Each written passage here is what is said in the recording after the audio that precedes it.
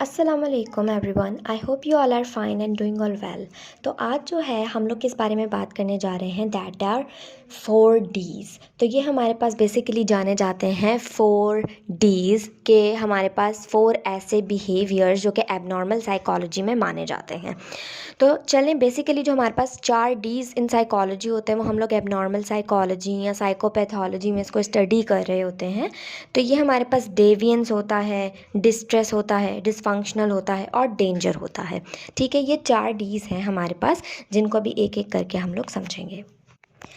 ठीक है, तो सबसे पहले जो है हम लोग बात करते हैं अपने डेवियंस की। ठीक है, abnormal psychology functioning is deviant ones behaviour, thought and emotions are different from those that are considered normal. यहाँ पर ये बात कंफर्म हो गई कि हमारी जो एबनॉर्मल साइकोलॉजिकल फंक्शनिंग है ना, यानी कि जिस तरह का भी इंसान कोई एबनॉर्मल फंक्शन बिहेव कर रहा होता है ना, तो उसको ही हम लोग डेविएंट कहते हैं। यानी डेविएंट हमारा एक ऐसा बिहेवियर जो कि एबनॉर्मल फंक्शनिंग ही कहलाया जाता है। ठीक है, अब वंस बिहेवियर, किसी एक इंसान का बिहेवियर, उसकी सोच, उसका बर्ताव और उसके जो इमोशंस होते हैं वो डिफरेंट होते हैं उस इंसानों से जो कि नॉर्मल पाए जाते हैं। यानी जैसे कि मैं पढ़ा रही हूँ, आप लोग सुन रहे हो, कोई खाना बना रहा है, तो ये हमारे एक नॉर्मल बिहेवियर है जो कि हम लोग परफॉर्म कर रहे होते हैं अपनी डेली रूटीन लाइफ में। लेकिन अगर कोई ऐसा इंसान है जो कि अपनी डेली रूटीन लाइफ के मुताबिक उन बिहेवियर को परफॉर्म नहीं कर रहा, उनके अपोजिट परफॉर्म कर रहा है, तो उन बिहेवियर को हम लोग डेविएंट बिहेवियर और एबनॉर्मल बिहेवियर कहते हैं। जैसे कि यहाँ पर आप एग्जाम्पल के तौर पे देख लें, we don't expect people to cry each night before sleeping. हम लोगों से एक्सपेक्ट नहीं करते कि वो हमेशा रोज़ सोने से पहले रोएंगे एक दफ़ा। कोई आपने ऐसा बंदा देखा है जो कि 6 महीने से लगातार रात को सोने से पहले रोता हो? हाँ, ऐसा हो सकता है कि वो किसी बात पे, किसी वजह से डिप्रेशन का शिकार हो या कोई मायूसी हो उसको, उस वजह से रोता हो। लेकिन ऑन द रेगुलर बेसिस क्या आपने रोज़ाना लगातार इन 6 महीनों में किसी को रोते हुए देखा है? सो दैट इज़ हमारा नॉर्मल बिहेवियर ही नहीं है, that is some sort of abnormal behavior we are including in. Hate the world, कुछ लोग होते हैं जो कि दुनिया से नफ़रत करते हैं, बट नॉर्मल लोग जो होते हैं, हम लोग दुनिया से मतलब प्यार नहीं करते। हम लोग ये नहीं कह सकते कि हम लोग दुनिया से प्यार करते हैं, लेकिन हम लोग एक दुनिया को एक चैलेंज लेकर हम लोग चल रहे होते हैं। लेकिन कुछ लोग होते हैं जो कि दुनिया को एक बहुत ही डिस्गस्टिंग प्लेस समझते हैं, वो यहाँ से निकल जाना चाहते हैं और वो एक्सेप्ट नहीं कर रहे होते इन चीज़ों को जो कि दुनिया उनको दे रही होती है। So that comes in to an abnormal behaviour too. ठीक है, so wish themselves dead और ओबे वॉइसेस, यानी वो अपने आप को कभी मरा हुआ, वो चाहते हैं कि वो मर जाएं, मरने की ख्वाहिश, सुसाइडियल अटैम्प्ट्स करने की कोशिशें, या उनको कभी कभी विस्पर्स आते हैं, जैसे अचानक से बैठे हुए हैं अकेले किसी कमरे में और अचानक से पीछे देखते हैं कि उनको आवाज़ आती है, और वो आवाज़ आती है उसको कि कैसे हो, तो वो उसको जवाब देता है कि मैं ठीक हूँ। जबकि उसके कोई घर वाला आकर देखता है उसको, तो उसको कोई भी वहाँ पर नहीं दिखता है जो कि उसको आवाज़ें दे रहा हो, लेकिन वो आदमी उससे बातें कर रहा है। So that is some sort of deviant behaviour, abnormal behaviour. ठीक है, so let's we come forward कि abnormal behaviour, abnormal thoughts, emotions are those that differ from society's ideas about proper functioning. abnormal behavior, मान लीजिए कि abnormal behavior और abnormal thoughts और abnormal जो सोचें हैं ना, emotions हैं, ये सब किस तरह की होती हैं? ये सब उस तरह की होती हैं कि जिस तरह की सोसाइटी के जो आइडियाज़ होते हैं ना, मतलब एक सोसाइटी ने अपनी चीज़ बना ली होती है कि ये चीज़ हमारी सोसाइटी में की जाएगी, लेकिन अगर वो चीज़ उस सोसाइटी में नहीं की जाती है तो उसको एबनॉर्मल बिहेवियर समझा जाता है। सिंपल, जो सोसाइटी आपसे कह रही है आप उसको मानो तो आप नॉर्मल कहलाए जाओगे, ना मानो तो आप एबनॉर्मल कहलाए जाओगे। चलें आगे बढ़िए, आपका कॉन्सेप्ट मज़ीद क्लियर होता जाएगा। Every society establishes norms and who breaks is said to be criminal. हर सोसाइटी अपने कुछ रूल्स रखती है, नॉर्म्स रखती है, और अगर उनको कोई तोड़ देता है तो उनको क्रिमिनल कहा जाता है। So similarly behaviour, thoughts and emotions that break norms of psychological functioning are called abnormal. ऐसे बिहेवियर, ऐसी सोचें और ऐसे इमोशंस जो कि साइकोलॉजिकल फंक्शनिंग के नॉर्म्स को तोड़ें, उनको हम एबनॉर्मल कह देते हैं। यानी कि हमने मान लीजिए कि हम लोगों ने जो है एक ऐसे इंसान बिहेवियर परफॉर्म करता है जो कि साइकोलॉजिकल फंक्शनिंग से बिल्कुल अपोजिट है। यानी कि हम लोग रोड पे चलते हुए लोगों को देखते हैं, वो बिल्कुल नॉर्मल चलते हैं। अगर कोई ऐसा शख्स है जो कि रोड पर चल रहा है, उछल उछल के चल रहा है, एक दूसरे को थप्पड़े मारते हुए चल रहा है, और उसके बाल अजीब से हैं, उसके कपड़े अजीब से हैं, so will you think that he is a normal man? No, not at all. क्यों? क्योंकि वो आपको एक नॉर्मल साइकोलॉजिकल फंक्शनिंग से मुख्तलिफ लगा। So definitely you are gonna say them that he is an abnormal। सो इसी तरह ये चीज़ें चलती हैं। Let's move forward. Judgements about abnormality vary from society to society. जो हम लोग की एबनॉर्मेलिटी है, यानी हम लोग जो कहते हैं ना कि ये एबनॉर्मल है, वो एबनॉर्मल है, तो वो सोसाइटी टू सोसाइटी डिफ़र कर रही होती है। यानी किसी सोसाइटी में एबनॉर्मल का मतलब कुछ और होता है, किसी सोसाइटी में एबनॉर्मल का मतलब कुछ और होता है। Every societies norms is grown up by it's cultural history. ठीक है, हर सोसाइटी के नॉर्म अपनी कल्चरल हिस्ट्री के, अफ्रीका ले लो, अमेरिका ले लो, एशियन ले लो, ईस्टर्न कल्चर्स ले लो, इन सब की एक कल्चरल हिस्ट्री है और उन्हीं के मुताबिक इनके नॉर्म्स हैं, इनके कुछ रूल्स हैं। जैसे वहाँ पर वेस्टर्न कपड़े पहनना, यहाँ पर एशियन कपड़े पहनना, वहाँ वाइन का इंटेक करना, यहाँ पर इतना टैबू समझा जाता है इन चीज़ों को। So similarly the things are, ठीक है। सो in some cultures, drinking excessive wine, over body piercing, girls wearing boys like dresses are strictly prohibited.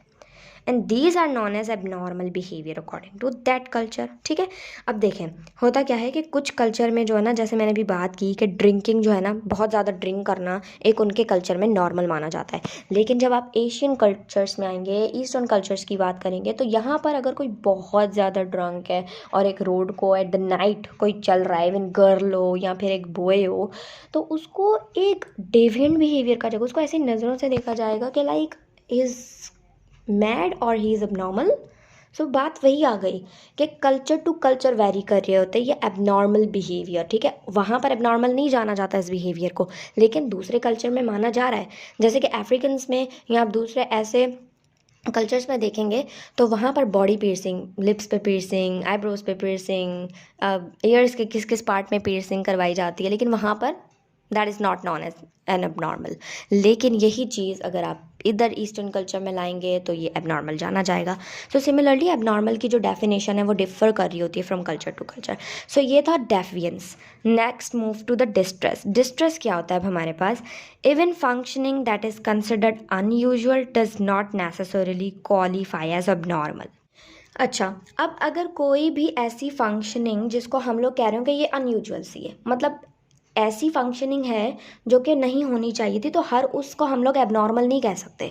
ठीक है, लाइक अगर एक इंसान है, वो उसको कोई ऐसे कोई सिचुएशन आ गई है, सर्कमस्टांसेस आ गए जिसकी वजह से बहुत दुख में, गम में चले गया और उसकी वजह से वो अजीब सा पैनिक हो गया है, उठ रहा है, चल रहा है, फिर रहा है, अजीब सी बॉडी की मूवमेंट दे रहा है, तो we are not gonna say कि वो एबनॉर्मल है। अनयूजुअल बिहेवियर ज़रूर है, लेकिन हम उसको एबनॉर्मल क्वालिफाई नहीं करेंगे। According to many clinical theorists, behaviors, ideas or emotions usually have to cause distress before they can be labeled abnormal। बहुत सारे क्लिनिकल थ्योरिस्ट के मुताबिक हमारे जो बिहेवियर होते हैं, हमारे जो ख़यालात होते हैं, हमारे जो इमोशंस होते हैं, वो डिस्ट्रेस कॉज कर रहे होते हैं। ठीक है, उससे पहले कि हम उसको एबनॉर्मल कहला दें। यानी किसी को भी एबनॉर्मल कहने से पहले एक फ़र्स्ट स्टेप हम लोग कह सकते हैं कि एक छोटा सा माइनर यूनिट होता है डिस्ट्रेस का। यानी distress is the unit that lead anyone to the abnormality. ठीक है, अब सवाल आ गया आगे कि should we say then that feelings of distress must always be present before a person's functioning can be considered abnormal. क्या हम लोगों को अगर कोई भी एबनॉर्मल फंक्शनिंग अगर कर रही है तो हमें क्या ये कंसिडर करना चाहिए कि उसको पहले कोई ना कोई डिस्ट्रेस होगा? So not necessarily. Some people who function abnormally maintain a positive frame of mind. कुछ लोग जो होते हैं वो एबनॉर्मली भी बिहेव कर रहे होते हैं, जबकि उनके माइंड जो होता है वो बिल्कुल एक पॉजिटिव फ्रेमवर्क होता है उनका माइंड। वो एक डिस्ट्रेस फॉर्म में भी नहीं होते, लेकिन एक उनका positive mind, frame of mind होता है, लेकिन बात वही कल्चर टू कल्चर की आ जाती है, ठीक है, कि वो अगर किसी चीज़ को अडॉप्ट करना चाह रहे हैं और society is not letting him adopt that thing, तो फिर उसको एबनॉर्मल करार दिया जाता है। और फिर अगर वो उस चीज़ को कंटिन्यू रख रहा है, he is not listening to the peoples around him, तो definitely he is gonna be called abnormal, ठीक है। So that is not necessarily कि उसको एबनॉर्मल किसी को कहने के लिए हम लोग उसको ये कहेंगे उसको पहले डिस्ट्रेस था। डिस्ट्रेस भी हो सकता है और उसको डिस्ट्रेस नहीं भी हो सकता है। सो दैट इज़ डिस्ट्रेस, ठीक है। जैसे कि डिस्ट्रेस की अगर मैं आपको एग्जांपल दे दूँ, जैसे मैंने अभी आपको दी भी कि अगर कोई इंसान बहुत ज़्यादा परेशानी में है तो उसको समझ नहीं आती कि वो किस तरह का बिहेव करें, सो वी कैन नॉट से कि ही इज़ एन एबनॉर्मल, ठीक है। लेकिन आपको डिस्ट्रेस लीड कर सकता है टू एन एबनॉर्मल बिहेवियर अगर एग्जेसिव हो जाए तो, ठीक है ना। लाइक अगर मुसलसल परेशानियाँ मुश्किलात का सामना करना पड़ रहा है, so he can behave like an abnormal. Let's move to the dysfunctional. Abnormal behavior tends to be dysfunctional. It interferes with daily functioning. Abnormal behaviour जो होता है ना उसको हम लोग डिसफंक्शनल भी कहते हैं, और वो हमारी डेली फंक्शनिंग यानी रोज़मर्रा में जो हम लोग काम कर रहे होते हैं उनमें इंटरफेयर करने लग जाए. It so upsets, distracts or confuses people that they cannot care for themselves properly. ये लोगों को डिस्ट्रैक्ट करता है, कंफ्यूज करता है कि लोग अपने कामों को प्रॉपरली नहीं कर पा रहे होते हैं. Participate in ordinary social interactions, they withdraw from productive life. ठीक है. अब होता क्या है कि डिसफंक्शनल में वो फुली परफॉर्म नहीं कर पा रहे थे, डिसफंक्शनिंग आ जाती है. जैसे वर्क प्लेस पर जाएंगे तो वर्क प्लेस पर काम नहीं करेंगे, उनसे काम हो नहीं पा रहा होगा, और कोई उनसे सवाल पूछेगा तो वो उनको समझ नहीं आएगी. हाँ लाइक बिहेवियर, जैसे कंफ्यूज हो जाते हैं, अक्सर ऐसे करते हैं ना कि हाँ क्या कहा. So that type of behaviour they can show that time, not only on the work places, लेकिन इन टू इंस्टीट्यूशंस ऑफ एजुकेशन, या फिर किसी ऐसे इनटू सम रिलीजियस प्लेसेस कह सकते हैं. यहाँ पे रिलीजियस प्लेसेस को हटाकर अगर हम लोग किसी और की बात कर लें, let's not talk about that, किसी और चीज़ की अगर हम लोग बात कर लें, कहीं भी कोई भी सोशल सेटिंग हो सकती है, बहनों के साथ, सिबलिंग्स के साथ, फ्रेंड्स के साथ, और पेरेंट्स के साथ, रिलेटिव्स के साथ, कज़न्स के साथ, उनकी फंक्शनिंग प्रॉपर नहीं होती. जिस तरह का बिहेव करना होता है उसके अपोजिट कर लेते हैं, उल्टा कर रहे होते हैं. सो that is called dysfunctional. So here again culture plays a role in the definition of abnormality. यहाँ पर फिर कल्चर का रोल आता है. Our society holds the importance to carry out daily activity effectively, thus such individuals behaviour is likely to be regard as abnormal and undesirable. यहाँ पर ये क्या कहना चाह रहा है कि देखें, अब हमारी जो सोसाइटी होती है ना वो हमसे यही चाह रही होती है कि हम लोग बिल्कुल नॉर्मली बिहेव करें. लाइक सर्टेन टाइम्स ऐसा हो सकता है कि हम लोग किसी परेशानी में हों और उसकी वजह से हम लोग एक बिल्कुल ही डिफरेंटली बिहेव कर रहे हों, ठीक है. लेकिन अब हमारी सोसाइटी हम लोगों को क्या कह रही होती है, लाइक हम लोगों ने ये डिसाइड सोच लिया ना, एक सेट कर दिए रूल्स और नॉर्म्स को कि अगर इसने क्लासरूम में बैठना है तो इसको बिल्कुल अटेंटिव होना है, वो यहाँ वहाँ नहीं देख सकता, और अगर वो हमारे बातों का जवाब डिफरेंटली दे रहा है, सो दैट मीन्स वो एक अजीब सा बिहेव कर रहा है. एंड अजीब सा बिहेव को ये लोग क्या कहते हैं, सोसाइटी एबनॉर्मल बिहेवियर. सो इसीलिए सोसाइटी का हाथ आता है कि उन्होंने नॉर्म सेट कर दिए कि अगर हमारी सोसाइटी में ये कर दिया जाए कि नॉर्मल बिहेवियर तो होते हैं, ठीक है, डेली इफेक्टिवली हम लोग को बिहेव करना होता है, लेकिन समटाइम्स ऐसा हो जाता है कि इफेक्टिवली बिहेव नहीं कर पाते because of some situations that might occurred in our house, in our relationship. So that can be done in our daily routine life, ठीक है. लेकिन अगर ये सोसाइटी बात समझ ले तो फिर उसको एबनॉर्मल नहीं कहा जाएगा, ठीक है. सो सोसाइटी उसको अनडिज़ायरेबल बिहेवियर की तरह लेती है, उसको एबनॉर्मल बिहेवियर की तरह लेती है, ठीक है. So let's we move to the last one, that is danger. Perhaps the ultimate in psychological dysfunctioning is behaviour that comes dangerous to oneself और अदर्स, ठीक है. Individuals whose behaviour is constantly careless, hostile or confused may be at risk. Danger is often cited as a feature of abnormal functioning.